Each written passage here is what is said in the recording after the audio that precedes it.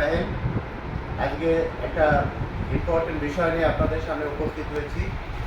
সেটি হচ্ছে, আপনারা জানেন সারা বাংলাদেশে জ্বালানি সংকটের কারণে আমাদের দেশে অফিস আদালত, সরকারি যে প্রতিষ্ঠানগুলো এটা সীমিত করা হয়েছে। সেই সাথে সাথে মার্কেট, শপিং মহলগুলো আপনারা জানেন 6টা পর্যন্ত খোলা থাকবে। সন্ধ্যা 6টার পর এগুলো বন্ধ হয়ে যাবে। এগুলো আর এরপরে আপনারা আরও নির্দেশনা পাবেন, সেটা হচ্ছে স্কুলগুলোতেও সাধারণত আপনারা রবিবার থেকে নির্দেশনা পাবেন, স্কুলগুলো সীমিত করা হবে এবং হয়তোবা 3 দিন অনলাইনে ক্লাস করা হবে। যে কারণটি সেটি হচ্ছে জ্বালানি সংকট। আপনারা জানেন পেট্রোল, ডিজেল, গ্যাস, অকটেন, এগুলো একটা সংকট বাংলাদেশে অলরেডি চলমান। এই ধারাবাহিকতায় বিদ্যুতের সংকট অলরেডি দেখা দিয়েছে।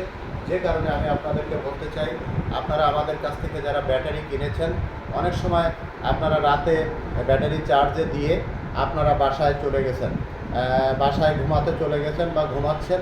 এর ভিতরে রাত 2টা বা 3টার দিকে 2 ঘন্টা বা 3 ঘন্টা বা 4 ঘন্টা বিদ্যুৎ নেই। আপনি ঘুমায় আছেন, বিদ্যুৎ নেই, আপনি এটা বোঝেননি। এই 4 ঘন্টা আপনার বিদ্যুৎ যদি ব্যাটারিতে কম হয়, তাহলে আপনি নিজে সকালবেলায় বুঝতে পারবেন না। সকালবেলা দেখা গেল আপনার ব্যাটারিতে বিদ্যুৎ আছে, ব্যাটারি চার্জ হচ্ছে, কিন্তু আপনার রাতে আপনার 4 ঘন্টা বা 3 ঘন্টা আপনার ব্যাটারিতে চার্জ হয়নি বিদ্যুৎ না থাকার কারণে। এরকম অবস্থায় আপনি ব্যাটারি চালাচ্ছেন, হঠাৎ করে আপনার ব্যাটারি মাইলেজ কমে যাচ্ছে।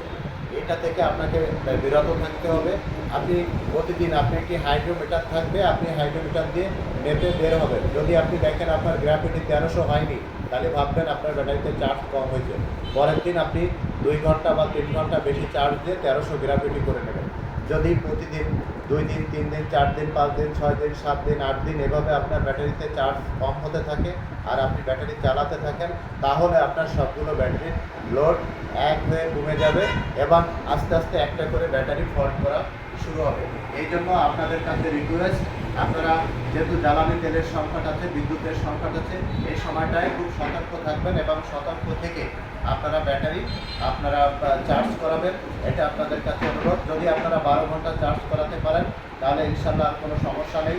আর তারপরে যদি চার্জ আপনার 8 ঘন্টা হয়, তাহলে আপনি গাড়ি পুরো চালাবেন না, পুরো টাইম চালাবেন না, গাড়ি জিরো করে আসবেন না। আপনি 70-80 কিলো চালায় ব্যাকে চলে আসবেন, আর এসে আপনি গাড়িটি চার্জে দিয়ে দেবেন। আশা করি আমার এই গুরুত্বপূর্ণ টিপসটি আপনারা মনে রাখবেন। এটা আপনাদের জন্য উপকার হবে, আপনাদের ব্যাটারি দীর্ঘদিন আপনারা চালাতে পারবেন। সবাই ভালো থাকবেন, সুস্থ থাকবেন, সুন্দর থাকবেন এবং আমাদের এরকম টিপস নেওয়ার জন্য